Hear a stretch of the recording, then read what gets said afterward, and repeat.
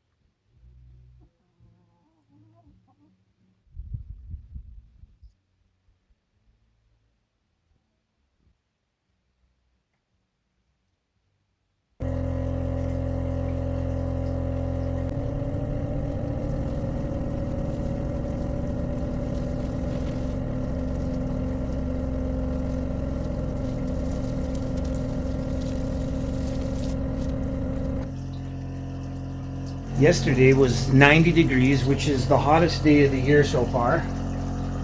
And it's already 82 in here, which doesn't usually happen till later in the day. And the temperature inside the water, the aquaponic system, is 62 degrees Fahrenheit. So 62 degrees in the aquaponic system right now. And well, it's supposed to be 97 degrees on Monday. That's the hottest I've ever experienced on the homestead. I don't think it's ever been above 97. Maybe it hit 99 or something once, but at any rate, on Monday, if it does in fact hit 97, then we'll know for a fact. I'm starting to think that, so for instance, it's 82 in here, 62 in there. If it was 92, I don't think that it would be 72 degrees in the aquaponics. I don't think that it matches. I don't think the difference maintains 10 degrees. I think it's actually cooler than that.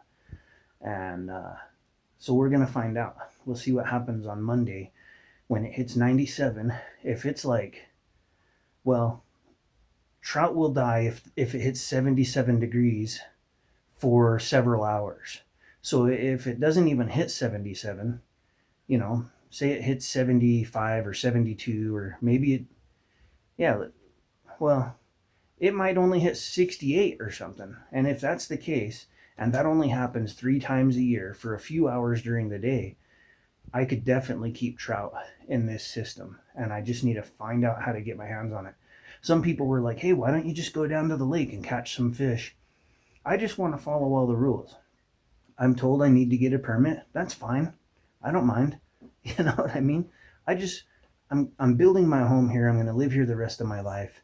I don't want any trouble with anybody. And if I have to get $100 permit and then anytime I restock in the future, it's $20, I'm okay with that. But I can call them, and if they say that I can go catch my own trout and still permit those fish, then I'd go for it. But I kind of doubt that that's an option. For those who have never tuned in before, I'm working on getting some fish for the aquaponic system. I didn't know I needed a permit. Some people loathe that idea. It doesn't really bother me. I ordered with a company. I was able to order bass, bluegill, and catfish. And I explained in the video the reason I did that is because if I order all 3, then if I want to order one of those fish in the future, I only have to pay the $100 permit once, and then I can renew any of those fish for 20 bucks. So honest to God, like if the catfish and the bluegill wind up being fertilizer, I'm okay with that. It saves me $200 more if I wanted to try them in the future. And this company, however, doesn't have trout. And the one company I found that would deliver trout needed like $1,500 for the delivery fee because it's cargo, you know. So we'll see if I can still get my hands on some trout. We'll try to work it out. Otherwise, I definitely am gonna throw bass in my aquaponic system. And the pond out there it's not. I never said it was a fish ready pond. It's just a pond I have on my property.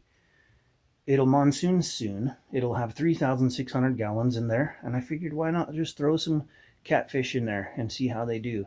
And I could put the bluegill separate from everything and use them as feeders. Or we'll just see what happens. I'm not telling you that this is how you start a fish pond. It's just what I have out there.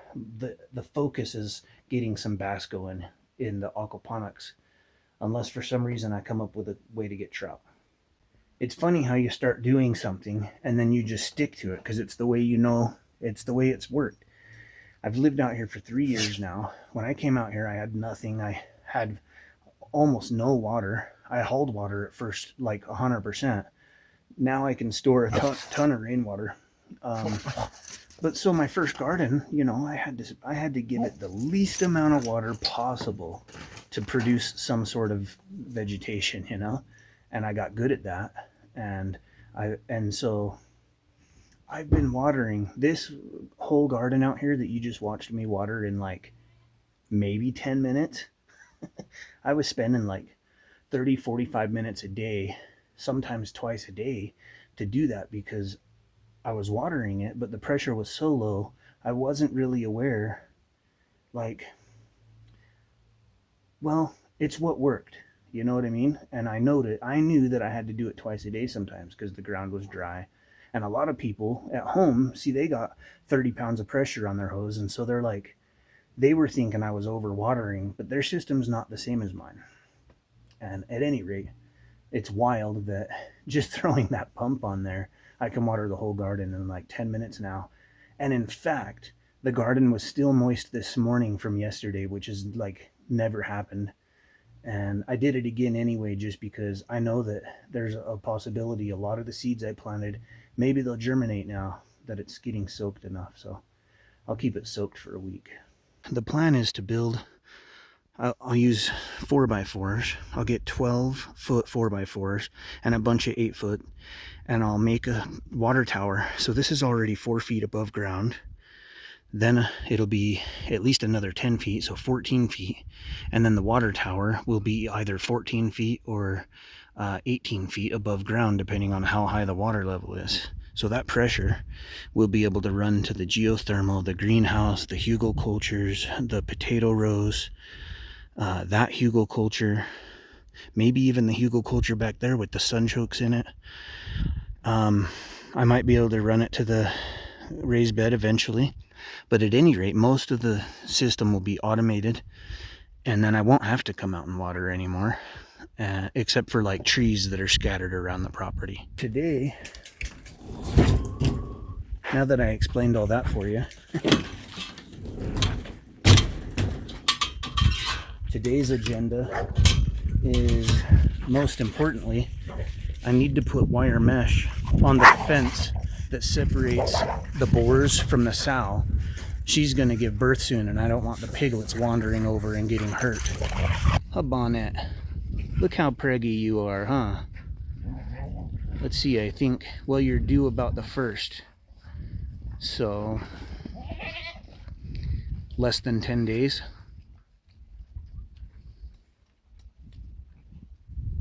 Boy, it was hot last night, so it got up to 90. And it won't always be as hot. It was like 70 last night for a lot of the night. Even when it hits 97, it won't always get up to 70 at night. It's just the way it panned out. But I do have an air conditioning unit on the van that I've never used since I've been here. And I think with my new Zendir Super Base V 4600, I have a special plug on the way, and I should be able to plug it in there. Once I get the thing fully charged, I should be able to plug it in at the end of the day and run it for a few hours, like as I go to bed, like go through the hottest part of the entire day, you know. But when I want it to be cool is when I go to bed. So start it when I'm going to bed and maybe run it for a few hours. I think that'll be really nice. And I've never ran AC in 3 years, so I think it'll be great, and I think I'll be able to do that with my system now. Here's the Super Base V that I've been using. It has the satellite battery, and I've been running it super hardcore, and so it's been taking quite a while to charge. We're probably on like day 5, something like that. And what happens is, yesterday it got up to 50%, but I was trying to run the plasma cutter, the air compressor, all kinds of stuff I was testing. This is not powerful enough to run the air compressor. It spikes too high, and so there's no way I can run my plasma cutter right now, because I need to be able to run the air compressor and the plasma cutter. So I'm gonna have to borrow a generator from a friend to do that.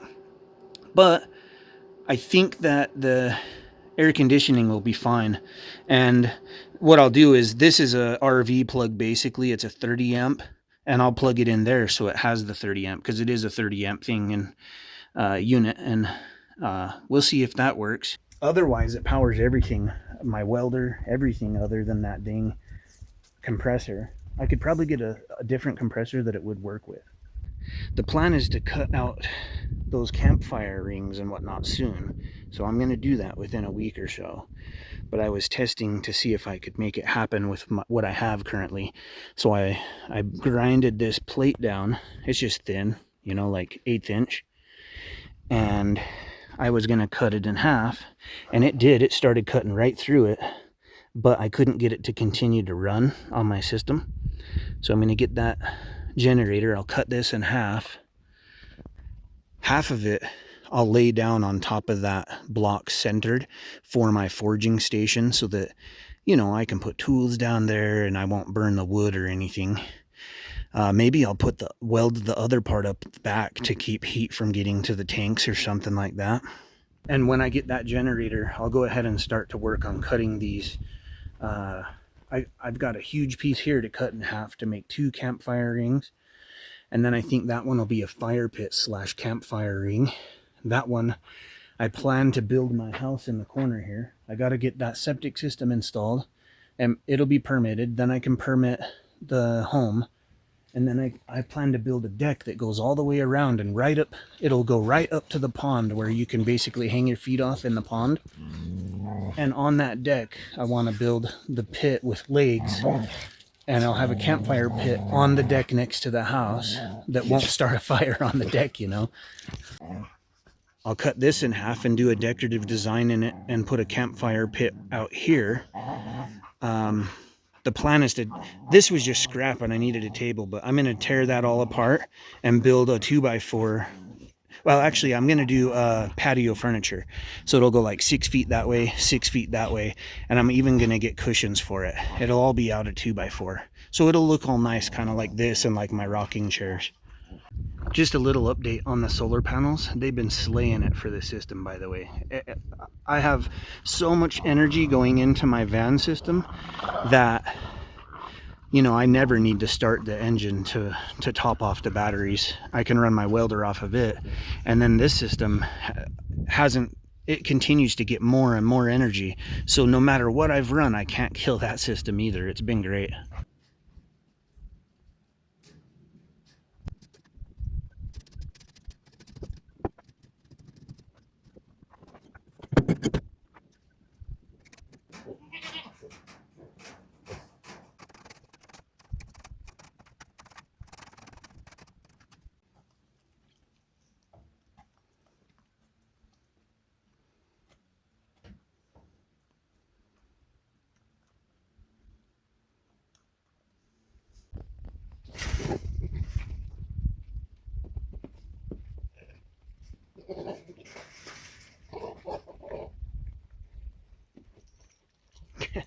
This guy with his big tusks, man, he could do some damage for sure.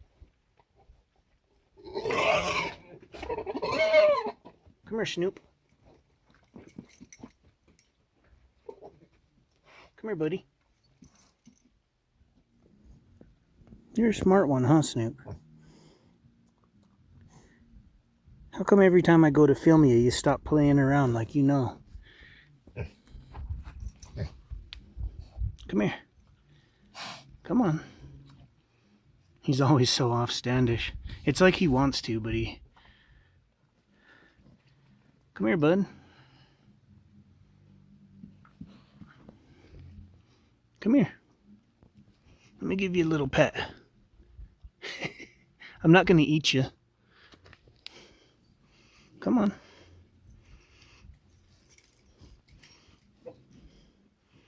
Promise.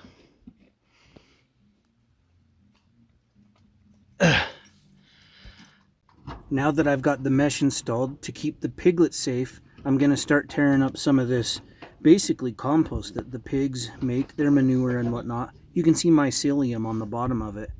It's covered across the whole thing. So we're going to fill up this compost here.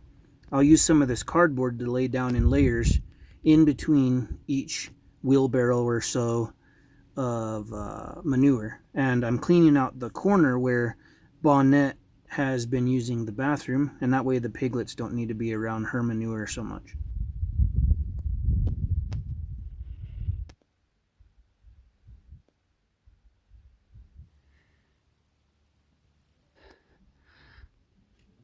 I often only shower every 3 or 4 days, but today is definitely a shower after work day. If you've never seen a tarantula wasp, this is a fairly small one, but I believe they say they have the third most painful sting on earth, and they're called tarantula wasp because, well, they kill tarantulas. Oh shit! Oh shit! It just landed right on my hand, and I was like, fuck, don't sting me.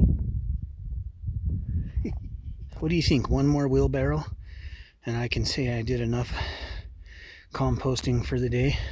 If the bottom, the deepest part, so this is like, well, there's got to be 8 or more wheelbarrow fulls, but when I turned to the bottom, man, it was really good soil. So by the time fall comes, I can turn all this compost and take that real good stuff off the bottom and put a few inches on top of everything before I plant again. Just want to say thanks to Mike for sending these vice grips in to help me with welding. Thank you for that.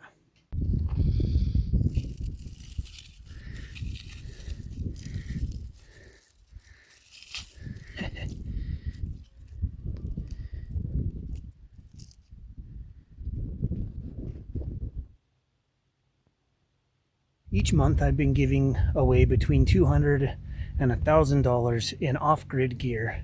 All you have to do to enter to win this month on the 28th is read my blog below. You'll see exactly how to enter to win, and I'll catch you on the next video.